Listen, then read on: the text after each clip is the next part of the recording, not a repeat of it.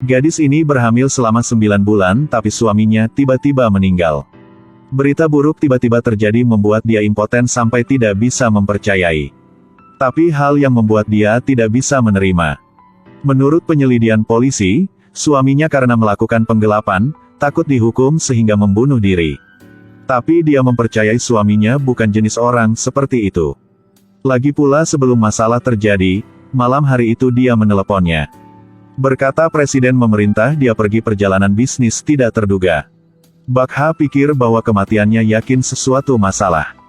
Untuk membantu suaminya menghapus hal yang tidak adil, dia pergi ke perusahaan untuk berbicara. Menantu perempuan presiden yang baik hati membawanya ke kantor. Tapi menantu perempuan kedua baru saja melihat Bakha sudah mengusir dia keluar. Cucu presiden yang baru saja pulang dari negari melihat. Hae-jeon melihat Bakha berhamil tapi masih mau bertemu kakeknya. Dia segera menyambangkan sebuah drama. Pikir bahwa bayi di perutnya milik kakeknya. Pada saat ini Bakha diusir keluar sehingga sangat impoten. Tiba-tiba perutnya mulai sakit. Dia jatuh ke tanah dan meminta bantuan dari semuanya. Pada saat ini orang yang menyewa rumah juga menemukan dia. Kelompok itu bergegas untuk memeriksa situasinya. Baru kemudian saya mengetahui bahwa ketubannya pecah, dan dia akan melahirkan. Semua orang segera memeluknya lalu kembali motel. Melihat situasi darurat, sang induk semang memutuskan untuk melahirkan bayinya sendiri. Dengan cepat Bakha melahir satu bayi laki-laki. Pemilik rumah menyuruh dia menghubungi keluarga. Tapi Bakha baru saja mendengar kata-kata ini segera menangis. Dia dan suaminya adalah yatim piatu. Sekarang suaminya sudah meninggal. Dia tiada keluarga untuk mengandalkan di dunia lagi. Pemilik rumah mendengar keadaannya segera menyuruh dia jangan khawatir, tinggal di sini. Pada saat ini, penyewa juga mengetahui keadaan Bakha. Mereka segera menyatakan dan merawat untuknya. Mengalami waktu dirawat oleh semuanya, kesehatannya sudah dipulihkan. Dia pergi ke pantai, menebarkan abu suaminya ke laut.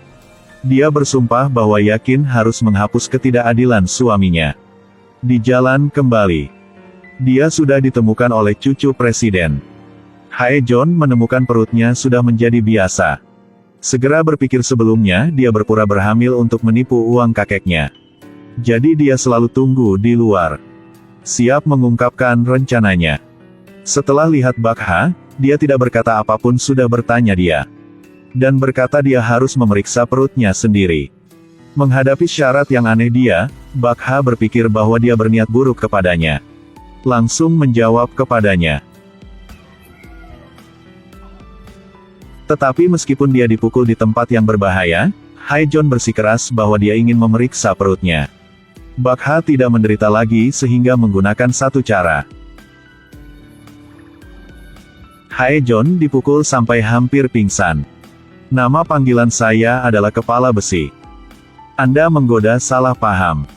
Sebelum pergi Bakha memperingati dia. Nantinya dia akan memukulnya setiap kali bertemu. Hari ini Bakha pergi ke perusahaan suaminya untuk bertemu presiden. Pada saat itu dia bertemu Hae-jeon di sini. Dia pikir bahwa orang ini mengikuti dia ke sini. Sedang siap mengajarnya maka mendengar sekretaris memanggilnya. Baru sekarang dia tahu bahwa dia adalah direktur perusahaan ini. Pikir bahwa sebelumnya dia dipukul olehnya. Bakha segera meminta maaf kepadanya. Kemudian meminta bantuan darinya untuk bertemu presiden satu kali. Pada saat ini Hae-jeon mengetahui semuanya. Pikir bahwa dirinya sudah salah paham, sehingga setuju dia untuk bertemu presiden.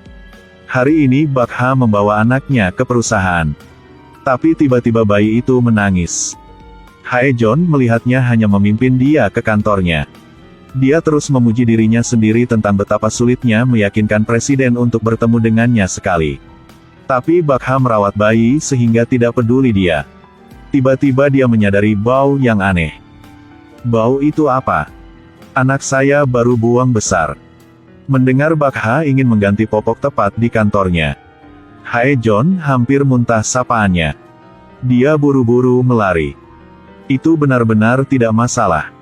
Mungkinkah Anda belum pernah buang kecil?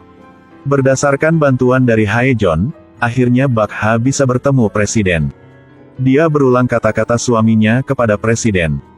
Tapi presiden belum pernah memerintah suaminya pergi perjalanan bisnis. Dan menyuruh dia jangan mengganggu dia lagi.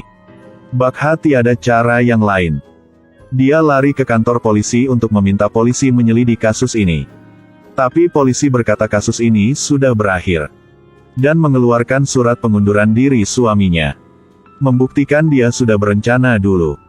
Momen ini, Bakha jatuh ke kemenduaan. Akhirnya apakah dia terus bertahan? Dalam ruang gym, Hae John mau mencoba berlatih beban 150 kg. Tetapi dapat dilihat dari ekspresinya bahwa ini tidak mudah baginya. Bakha sedang membersihkan di samping maka melihatnya. Dia dengan baik hati berniat membantunya.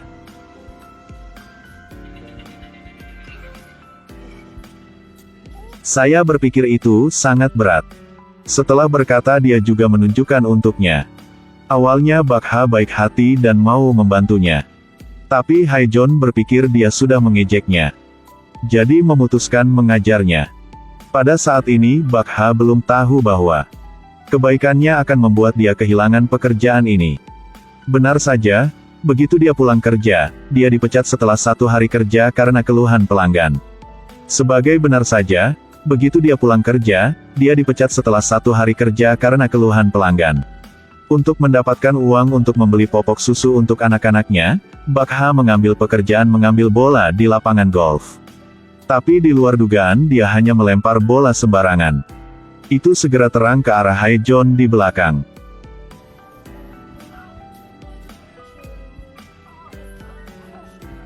Dia buru-buru menyembunyikan wajahnya lalu siap melarikan diri. Tapi diseret oleh Hae John. Menemukan itulah Bakha, dia agak terkejut. Dia merasa bahwa kemanapun dia pergi, dia akan bertemu dengan wanita yang membuat dia tidak beruntung. Dengan cepat dia akan menemukan, dia tidak bisa meninggalkannya. Hari ini Bakha kembali rumah tua untuk menyelesaikan beberapa masalah. Tapi bertemu Hae John sedang dalam perjalanan bisnis 1 kali lagi. Setelah menyapa, dia dengan cepat pergi. Hae John merasa pusing saat mengemudi karena minum obat flu. Dia mau menelepon sopir untuk mengantar dia ke Seoul. Pada saat ini Bakha sedang membawa barang sudah melihatnya. Segera mengajukan diri untuk menjadi sopir untuknya. Keluarkan SIM dia untuk membuktikan keterampilan mengemudinya. Hae John masih ragu-ragu. Tapi tidak menahan dia terus berkata sehingga setuju. Tapi begitu dia masuk ke mobil, Bakha bertanya bagaimana cara menyalakan mobilnya. Pada saat ini Hae John firasat buruk. Tapi masih mengajar untuk dia cara mulai mobil. Tapi sedetik kemudian.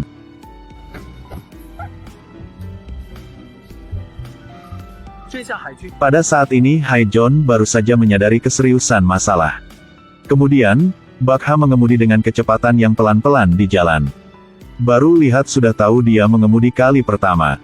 Hae John mengetahui meskipun dia memiliki surat izin mengemudi mobil selama 2 tahun, tapi inilah kali pertama dia mengemudi ke jalan. Hae John mendengarnya segera takut. Buru-buru menyuruh dia berhenti untuk dia mengemudi. Bakha berkata dia hanya perlu setengah jam untuk berkenal. Tentu saja sesaat kemudian, keadaan segera berubah. Saya salah, pelan-pelan saja, saya maaf. Bukankah Anda mau saya cepat? Salah saya, mengemis Anda pelan-pelan saja. Saya tahu, jangan kata lagi. Akhirnya keduanya juga sampai Seoul. Tidak nyaman memikirkan harus memegang sekotak barang. Bakha segera mengemudi ke depan rumahnya. Kemudian menyuruh diri Hae John mengemudi ke rumahnya. Hae John setelah mendengar segera tidak berkata lagi. Jadi, apakah Anda menerima uang saya lalu membiarkan diri saya mengemudi ke rumah saya? Wow, hebat sekali. Bakha juga tahu dia agak terlalu banyak. Segera memberikan uang itu kepadanya. Hae John marah sehingga tidak bisa berkata apapun.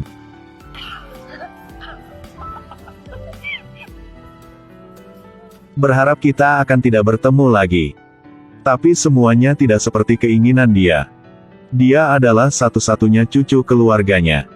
Meskipun kakek selalu merawat dia sebagai ahli waris. Tapi pamannya sudah memimpi perusahaan ini sejak lama. Setelah mengetahui hal suami Bakha membunuh diri karena takut dihukum. Dia ingin menggunakan ini untuk menggulingkan seluruh keluarga Haejon. Jadi sudah bertemu Bakha di luar. Menyaran dia menjadi sekretari untuknya. Untuk menyelidiki kebenaran kematian suaminya. Juga untuk mendapat uang untuk membeli susu untuk anaknya. Bakha segera setuju dengan dia. Setelah hal ini, dia dan Haejon terus berhubung bersama. Ibu tunggal membawa anaknya ke rumah sakit untuk menyuntik. Tiba-tiba dia merasa sakit perut. Dia tidak bisa menahan sehingga berteriak. Semua orang melihat ke arahnya. Dia tahu inilah tanda-tanda diare. Tapi anak masih di atasnya, dia harus mencoba menyimpannya di dalam. Pada saat ini, dia melihat seorang pria di sudut. Seperti melihat penyelamat hidupnya. Dia buru-buru meminta orang itu merawat anaknya. Haejon berkata keduanya tidak intim. Dia tidak mau membantunya. Tapi Bakha merasa dia akan tidak bisa menahan lagi. Tidak ada waktu untuk menjelaskan. Dia tidak peduli petolakan dia. Langsung meninggalkan anak untuknya. Kemudian dengan cepat lari ke kamar kecil.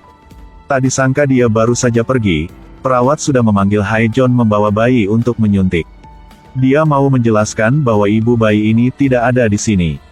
Tapi perawat sudah berkata dia cepatlah. Haejon hanya bisa memeluk bayi dan mengikutinya. Tapi ketika dia melihat jarum suntik besar di tangan dokter, segera khawatir keamanan bayi itu. Tolong santai saja. Jangan buat bayi sakit. Baiklah, tidak perlu khawatir. Sebentar. Apakah jarum suntik ini aman? Tidak ada berguna tambahan, bukan? Serangkaian pertanyaan membuat perawat dan dokter kehilangan kata-kata. Pada saat ini, Bakha sudah kembali. Perawat pikir Haejon adalah ayah anak ini. Terus memuji dia tahu merawat bayi. Pada saat ini Haejon berkata bukan. Dia bukan ayah bayi, kan? Tentu saja bukan. Ketika Haejon keluar rumah sakit, Bakha sudah mengucapkan terima kasih kepadanya. Melihat bayi yang lucu di depannya, dia segera tersenyum. Tapi segera bereaksi. Menunjukkan dingin lalu meninggalkan. Tapi ketika dia melihat keduanya berjalan kaki, segera merasa dia malang. Jadi sudah berhenti. Menyaran untuk mengantar dia pulang. Tapi baru saja pergi sebentar, dia menyadari ada sesuatu berbau. Bayi saya pergi ke kamar mandi lagi. Dia buru-buru membuka jendela. Tetapi kemudian dia berpikir bahwa tidak mungkin bayi itu tertiup angin. Jadi mencoba menahan untuk menutup jendela. Setelah sampai rumah Bakha, Haejon berkata berharap keduanya tidak bertemu lagi. Tapi entah dia sudah berkata hal ini kali ke N. Pada saat ini dia belum tahu dengan cepat keduanya akan bertemu. Keesokan harinya, hari pertama bekerja Bakha sudah sampai rumah Haejon tunggu sejak lama. Melihat dia Haejon segera bingung. Sampai sekarang dia tahu Bakha sudah menjadi sekretari pamannya. Sekarang sudah bagus. Maaf ya. Tampaknya dia tidak bisa melepaskan gadis ini saja.